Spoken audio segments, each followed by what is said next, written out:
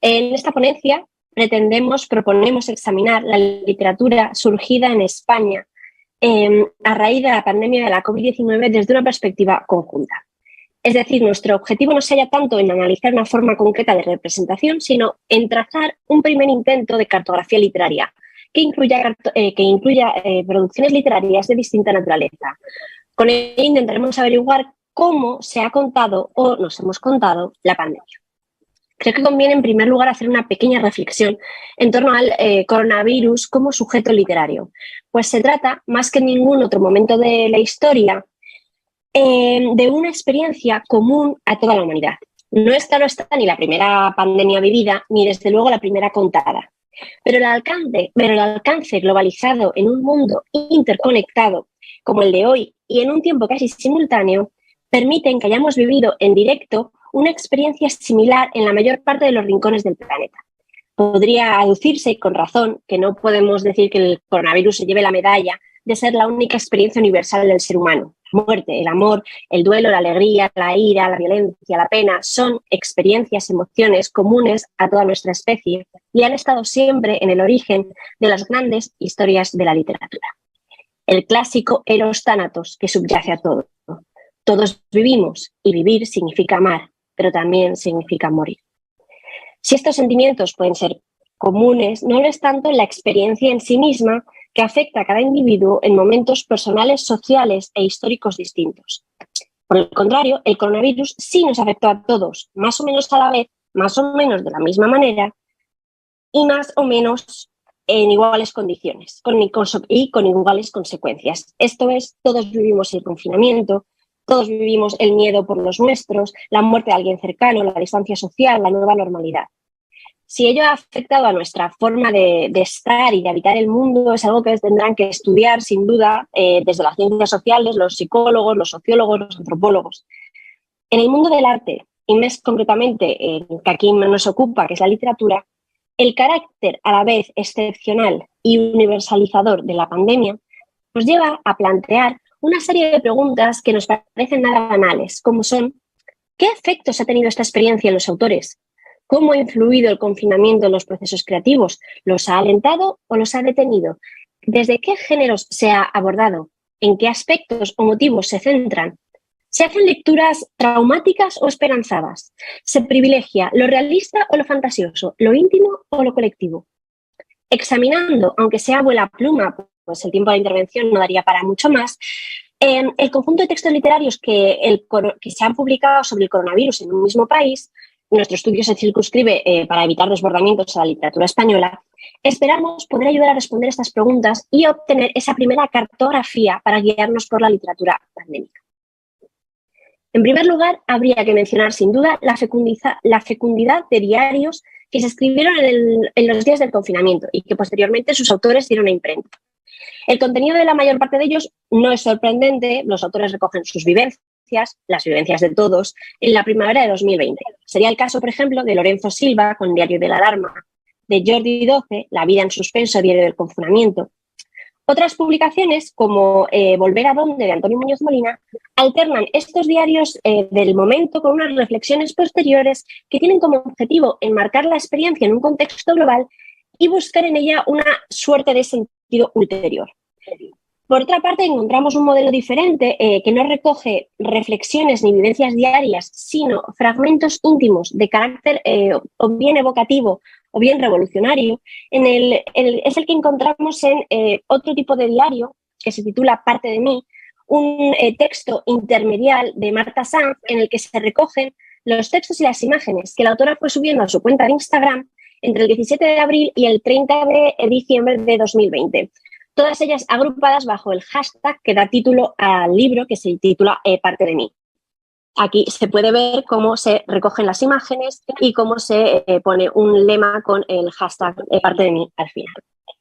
A estos dietarios y reflexiones cabría añadir también relatos de no ficción, en los que a mitad de camino entre la voluntad didáctica y la reivindicativa, algunos autores sienten que han vivido una experiencia distinta a la de los demás, es decir, la del confinamiento, y quieren compartir sus vivencias. Entre ellas estaría, por ejemplo, Paciente Cero, de Quique Mateus, que se promociona como la historia del primer periodista español contagiado por el virus. O un texto interesante, Miserables, de Gonzalo Visedo, que es un relato autoeditado en el que se narra la experiencia del autor como teleoperador de las líneas de información que se pusieron en el primer momento de la pandemia sobre el virus y en el que se critica en el contexto de cero formación que se daba a los teleoperadores y además la ausencia de medidas de seguridad. Después de esto tendríamos que hablar también de la autoficción o de los relatos de no ficción sobre el COVID. No me voy a detener en dirimir la cuestión terminológica porque no creo que merezca acá la pena, pero estos han llegado con mucha fuerza también a las tablas. Ana Belén Santiago, directora del Teatro del Barrio de Lavapiés, comentaba la semana pasada en una mesa redonda que, curiosamente, desde la pandemia se habían encontrado absolutamente desbordados por la cantidad de propuestas que recogían, porque ellos tienen un buzón para recibir propuestas teatrales, para coger espectáculos de carácter autoficcional sobre la pandemia. En ese sentido, un proyecto interesante que se ha llevado a cabo es Finados y Confinados de Nieve de Medina. Se trata de una pieza compuesta por dos artefactos independientes.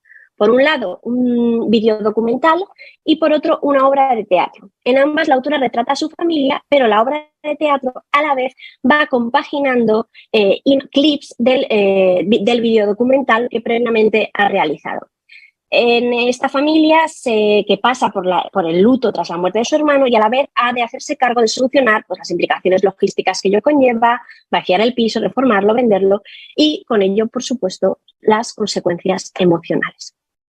En el ámbito de la poesía hemos localizado, es verdad que aparte de muchísimos, de una cantidad abrumadora de poemas sueltos, antologías, 2 poemarios publicados ambos en 2021 por la editorial Hiperión, que retratan sendas experiencias íntimas y personales sobre el COVID, pero desde ámbitos casi opuestos.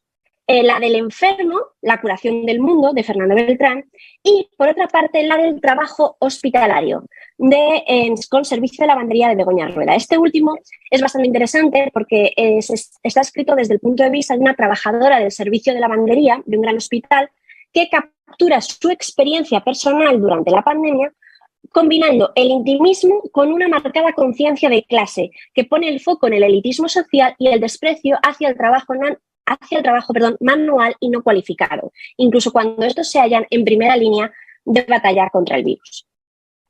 Lo expuesto hasta ahora no significa, por otra parte, que no se haya escrito ficción sobre la pandemia, aunque sí tenemos la impresión, que habría que corroborar con un estudio más detallado más adelante, de que el enfoque ficcional no ha tenido el mismo peso ni el mismo interés entre los distintos artistas. Entre novelas de corte ficcional que desarrollan un cronotopo de pandemia o postpandemia se encuentran Te estaré mirando, de Isaac Rosa, Hermana a placer, de María Folguera, Existiríamos el mar, de Belén Gopegui, 100 años después, de Alberto Vázquez Figueroa, o Literatura, de Daniel Remón. También cabría mencionar aquí la obra de teatro de Denise Despirux, La misión del si bemol 3. Todos estos títulos tienen en común, sin embargo, que no abordan de manera directa el asunto del coronavirus, sino que lo hacen de manera tangencial, como si se tratara casi de un decorado realista, más que de una voluntad de indagación en el fenómeno vivido, digamos.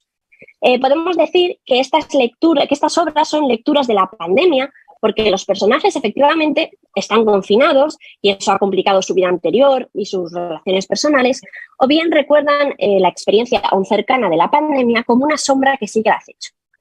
Y aunque podríamos decir, en efecto, por esto que se trata de novelas de la pandemia, difícilmente se podría afirmar que son novelas sobre la pandemia. A estas obras habría que añadir una que aún no hemos tenido ocasión de consultar, pero cuyo dossier de prensa nos ha permitido saber que se trata de un relato distópico sobre un mundo privado de libertades a raíz de una pandemia. Se trata de la novela póstuma de Almudena Grandes, publicada hace escasamente un mes y titulada, bajo un inconfundible aliento esperanzador y optimista, Todo va a mejorar. Por otra parte, no podemos olvidarnos de mencionar un fenómeno propio que ha propiciado la pandemia y que es la producción ex profeso de obras colectivas. Quizás el ejemplo más conocido, aunque no por desgracia el de mayor calidad literaria, es el poema El vals de los salvavidas, en el que participaron una docena de artistas para homenajear a la sanidad pública, a los trabajadores esenciales durante la época de la pandemia. Y, en fin, es una pena que entre 12 artistas no haya salido ni un solo verso bueno. Dicho eso, otro proyecto colectivo que recoge piezas de autores de teatro, noveles y consagrados, sería De los días sin abrazos, 25 obras de teatro en confinamiento.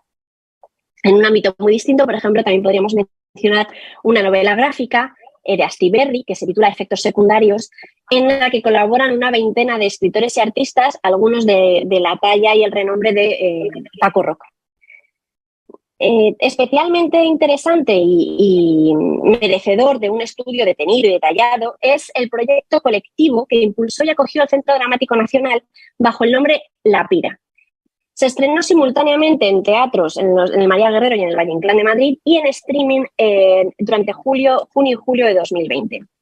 A diferencia de otras obras colectivas, de estas que hemos visto anteriormente, La Pira sí que está concebida a partir de una cierta coherencia y continuidad estructural. Se trata de una trilogía en la que participan 10 dramaturgos con un total de 9 piezas.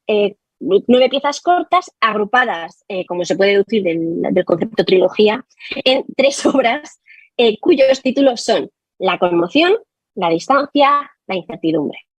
La conmoción, cada una de ellas dirigidas por un dramaturgo que escribe una de las piezas. Es decir, La conmoción dirigida por Alfredo Sanzol, con una pieza del propio Sanzol, una de Victoria Huber, perdón si lo he dicho mal porque no tengo ni idea de cómo se pronuncia, y otra de Eva Mir. La distancia, dirigida por las dramaturgas Andrea Jiménez y Noemí Rodríguez, con un texto igualmente suyo, uno de Pau Miró y uno del recientemente galardonado con el Premio Princesa de Asturias, Juan Mayorga. La incertidumbre es la tercera pieza de la trilogía, está dirigida por Pablo Remón, lleva un texto suyo, uno de Denise Despirux y otro de Lucía Carballal. La libertad creativa de cada dramaturgo del proyecto hace que La Pira combine propuestas muy diversas, desde, por ejemplo, lo concreto y lo autoficcional en El autor y la incertidumbre de Pablo Remón, hasta lo abstracto y metafísico, como es habitual en la literatura de Juan Mayorga, en su pieza La distancia. Sin embargo, estas obras no resultan inconexas, sino unidas por esos 3 ejes temáticos mencionados, y en todas ellas aflora además una preocupación genuinamente propia del género. ¿Cómo hacer un teatro sin público?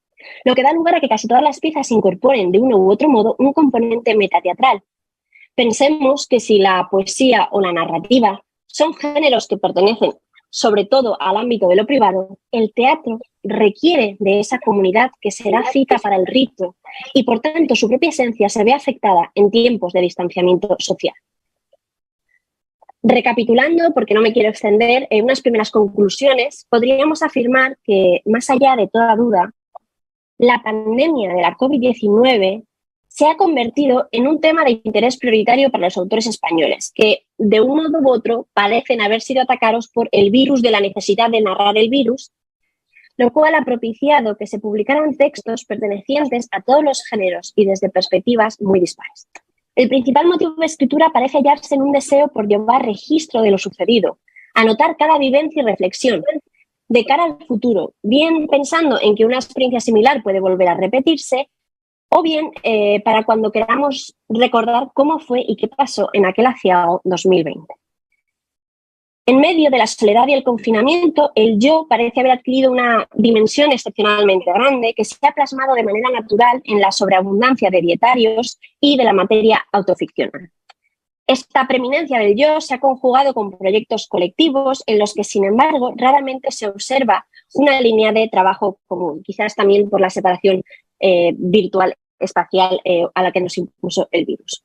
Algunas de estas producciones literarias además incorporan una preocupación por la precarización de los sujetos y cómo la crisis sanitaria ha ahondado en las brechas socioeconómicas existentes. Esperamos que este trabajo ayude a ordenar todo el material literario surgido en España a partir de esta traumática experiencia, así como las secuelas que seguimos experimentando.